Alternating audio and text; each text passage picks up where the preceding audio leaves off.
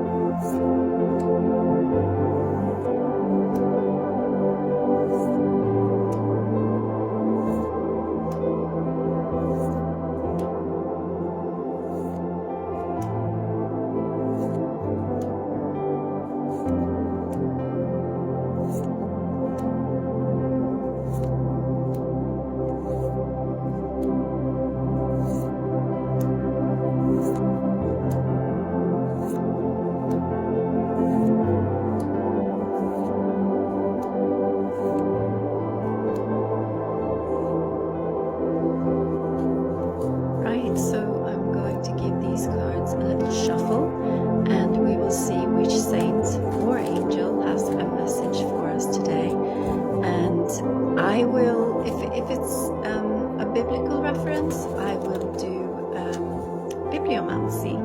So I will tack the verse that comes up at the end for this card.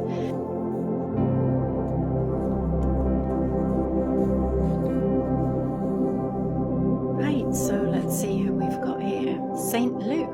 Let me just pop and get my Bible. And Simeon blessed them and said to Mary his mother, "This child is destined to cause the falling and rising of many in Israel, and to be a sign that will be spoken against." From a metaphysical point of view, we can understand this passage as when we wake into Christ consciousness, we start readjusting our beliefs, letting go of what no longer rings true, and opening to new ideas that feel both fresh and deeply reasonable.